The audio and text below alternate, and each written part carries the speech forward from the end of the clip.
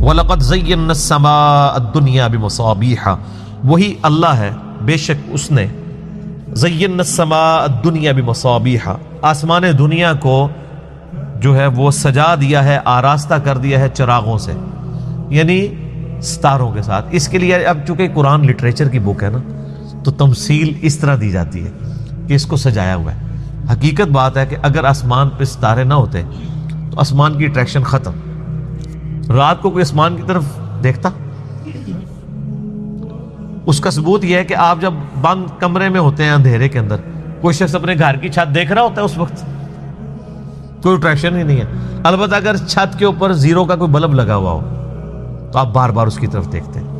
ایک اللہ نے انسان کی انسٹنکٹ میں چیز ڈالی ہے۔ تو اللہ تعالیٰ نے آسمان دنیا کو ستاروں کے ساتھ مزین کر دیا۔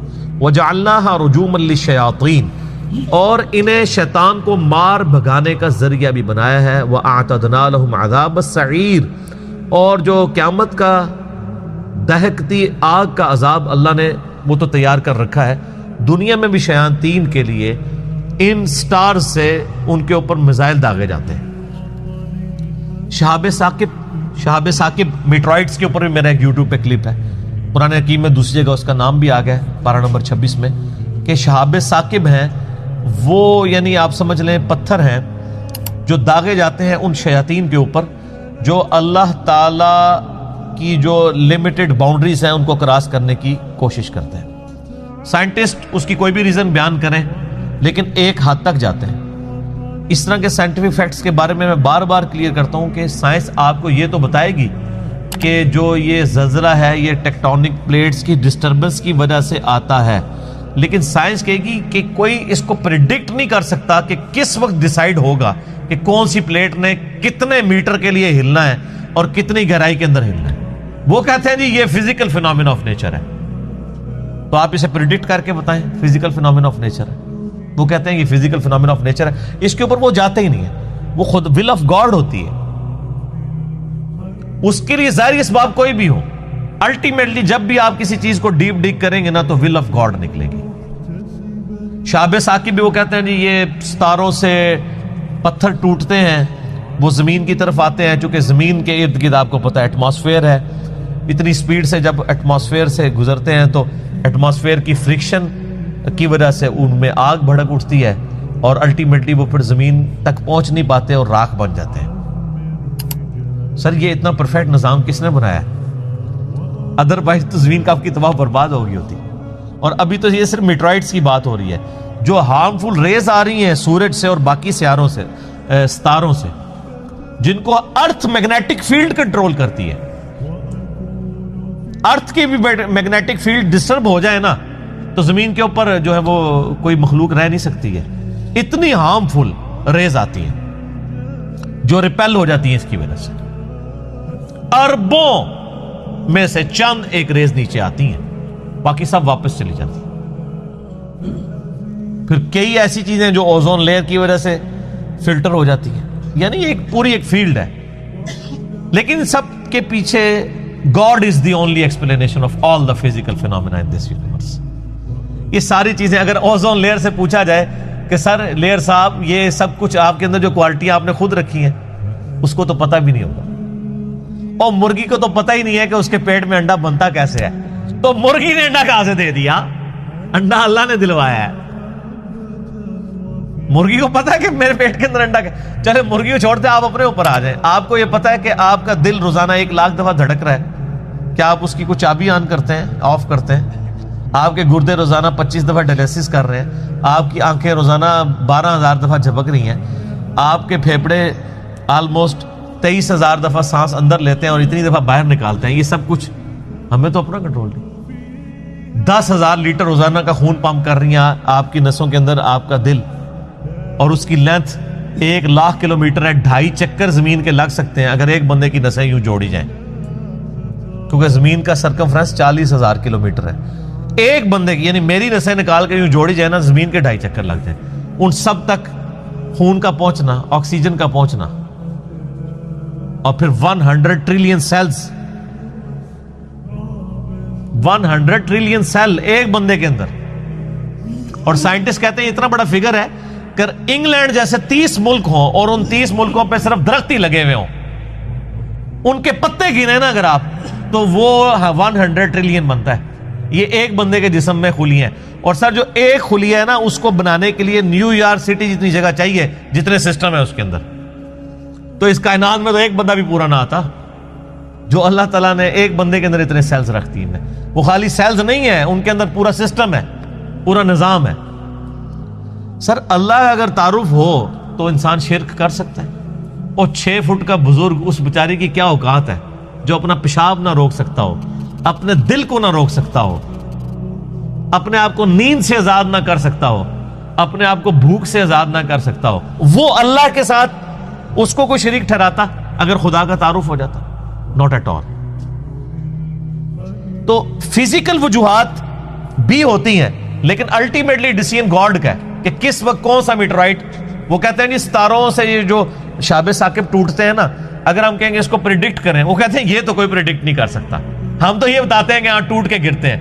ہم کہتے ہیں کب ٹوٹیں گے، کتنے ٹوٹیں گے، کیوں ٹوٹیں گے، کیسے ٹوٹیں گے.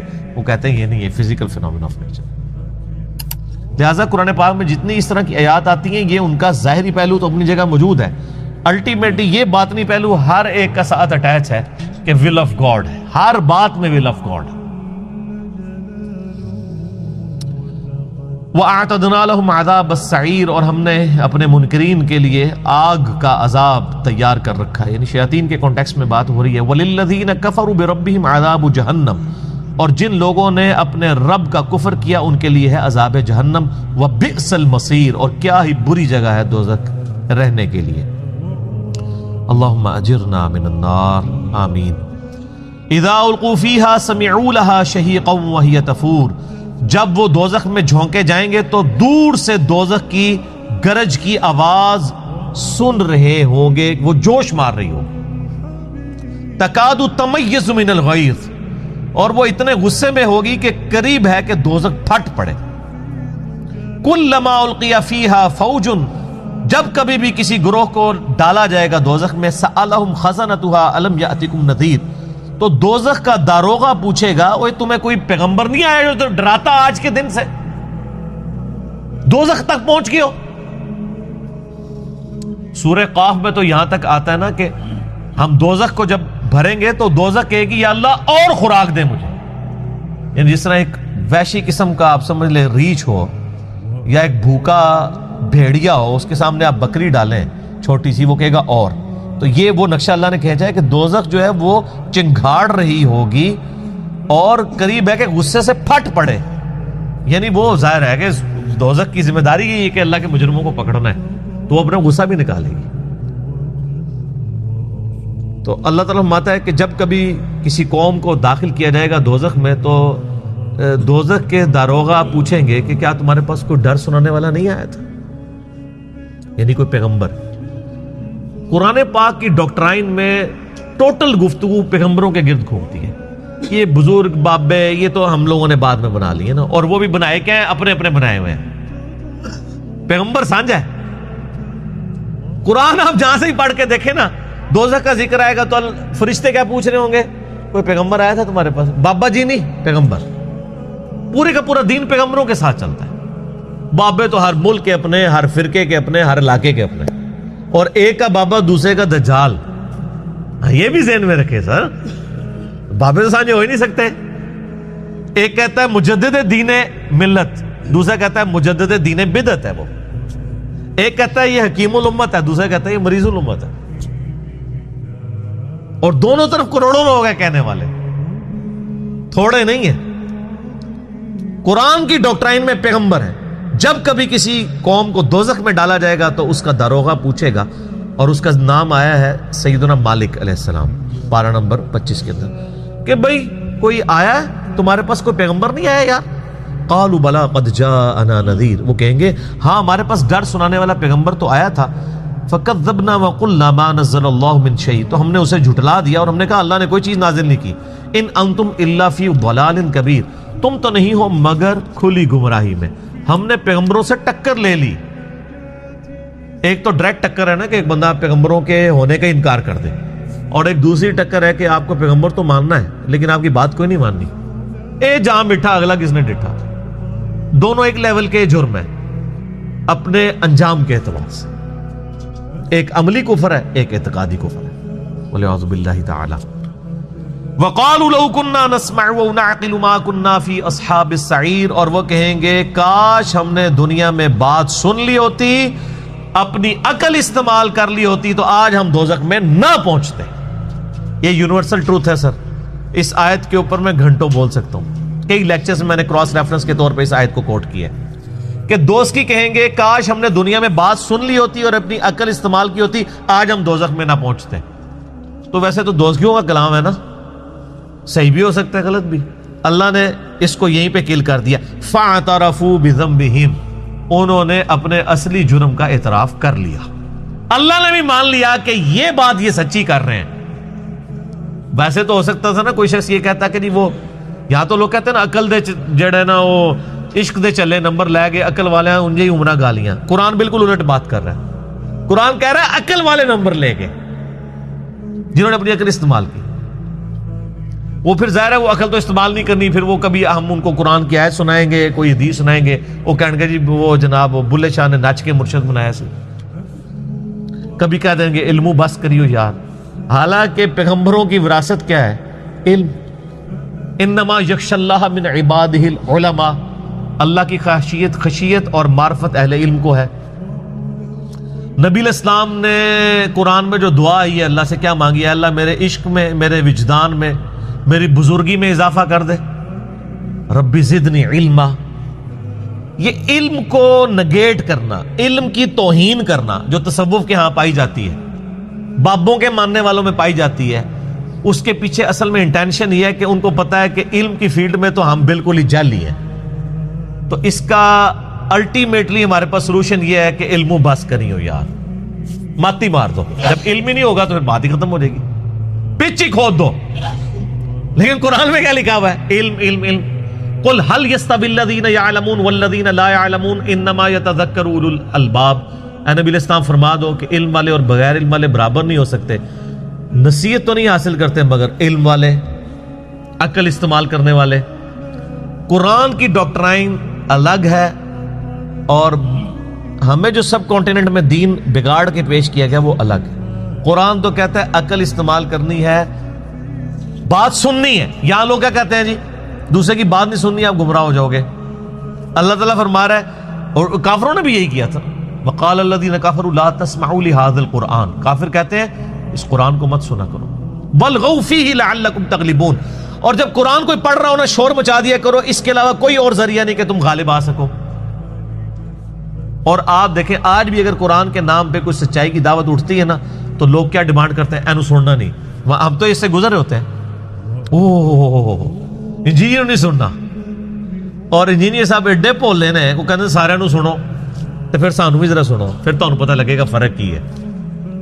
جو ڈرپوک ہے نا وہ یہی کہیں گے کسی کو آپ نے میرے علاوہ کسی کو نہیں سننا, اور جس کو اپنی سچائی کے اوپر اعتماد ہوگا وہ کہے گا سر آپ ہمیں سنیں, اس کے بعد باقیوں کو سنیں. جتنا باقیوں کو سنیں گے نا اتنا ہماری سچائی کے اوپر آپ کو یقین آ جائے گا کہ باقی ساری کہانی ہے. یہ تو بات سچی ہے. اچھا پھر اللہ تعالیٰ سورہ الانعام میں فرماتا ہے انما یستجیب الذین یسمعون, حق بات تو صرف وہ لوگ قبول کرتے ہیں جو بات سن لیتے ہیں. والموتى یبعثهم اللہ ثم الیہ یرجعون, اور جو مردے ہیں وہ تو قیامت والے دن ہی اٹھیں گے. جو دنیا میں بات نہیں سنتا اللہ نے کہا ہے وہ مردہ ہے. آپ کہتے ہیں زندہ ہے, اللہ کہتا ہے وہ مردہ ہے. جو بات سنتا نہیں ہے, کیونکہ سنے گا تو کان میں پڑے گی تو بات پھر آگے چلے گی نا. یہاں ہر بندے نے اپنا فریم آف ریفرنس سیٹ کیا ہوا ہے کہ جی یہ بات کریں گے, اے ساڈے نال گل نہیں کرنی جی, تسی اس موجود میں گل سننے سے بھی تیار نہیں ہے. تو یہی تو کافر بھی کرتے تھے. اور آپ دیکھ لیں اللہ نے فرمایا دوستیوں کا اصل جرم کیا ہے؟ وقالوا لو كنا نسمع او نعقل, کاش ہم نے دنیا میں بات سنی ہوتی, عقل استعمال کی ہوتی, آج ہم دوزخ میں نہ ہوتے. فاعترفوا بذنبهم, انہوں نے اعتراف کیا ہے اپنے اصلی جرم کا. فسحقا لاصحاب السعیر, لیکن پھٹکار ہو ان دوستیوں کے اوپر. اچھا آپ اعتراف کر دیے تو اللہ تعالیٰ کہ یار ایک چانس ہے ہوں واپس ٹور جاؤ نا، چانس ختم ہونا چاہیے نا، چلو اعتراف کر لیا ہے اور سمجھ لگ گئی ہے. اس لیے میں کہتا ہوں سر دنیا کا سب سے خطرناک جوا جو ہے نا یہ زندگی ہے. ادھر اس کے تو چانس ہی کوئی نہیں ہے. جو ہار گیا وہ ہار گیا، جو جیت گیا وہ جیت گیا. اللہ اکبر.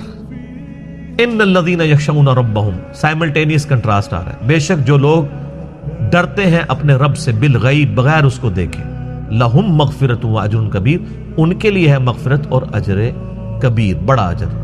یعنی خدا کو بغیر دیکھے ماننا ہے. ویسے تو خدا ہی صرف نظر نہیں آ رہا، باقی خدا کی کوالٹیز تو نظر آ رہی ہیں سر.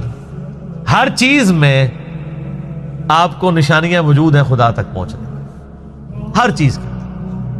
تو لیکن اللہ تعالیٰ نے پردہ ایسا ڈال دیا ہے کہ ان چیزوں کو فزیکل فینومینا کے ساتھ جوڑ دیا ہے کہ انسان کو تصور بھی نہیں آتا کہ کسی کے کرنے سے ہو رہا ہے. ان لوگ سمجھتے ہیں یار بچپن سے ہم دیکھ رہے ہیں بیج بوتے ہیں تو پودا نکلتا ہے، تو نکلتا ہے نا. اسے پوچھے کیوں نکلتا ہے؟ وہ کہتے ہیں دیکھیں نا جی مٹی میں جب بیج ڈالا جاتا ہے تو وہ پانی اوپر سے پڑتا ہے نا جی بارش کا، جب تو زمین میں وہ دانہ پھوٹتا ہے نا جی تو اس میں سے نکل آتا ہے. اور سر یہ کس طرح ہو رہا ہے؟ یہ دانہ آپ سونے کے اندر پھینکے تو نہیں پھوٹتا جو سب سے پریشیس دھات ہے، اور بے قدر مٹی میں سے پھوٹتا ہے. کیوں؟ الٹیمیٹلی جب ڈیپ ڈیگ کریں گے تو کہیں گے یار ایسا ہی ہوا کرتا ہے. سر اسی میں تو قیامت چھپی ہے کہ ایسا ہی کیوں ہوا کرتا ہے. کسی نے اس کی ڈیسٹنی مقرر کی ہوئی ہے.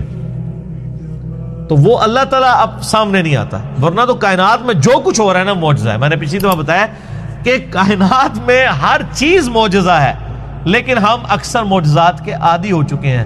اگر کسی شخص نے انڈے میں سے چوزا نکلتے ہوئے نہ دیکھا ہو نہ سنا ہو اور اس کو یہ بتایا جائے کہ سر یہ جو آپ اتنے عرصے سے مرغیاں اتنے شوق سے کھا رہے ہیں یہ اس انڈے میں سے نکلتی ہیں، وہ کبھی بھی ماننے کے لیے تیار نہیں ہوگا. وہ کہے گا یہ تو لیسدار مادہ اس میں سے کیسے بن سکتا ہے. ہم ہر معجزے کے عادی ہو چکے ہیں. بے شک جو لوگ اپنے رب سے ڈرتے ہیں بغیر دیکھے ان کے لیے ہے مغفرت اور بڑا اجر.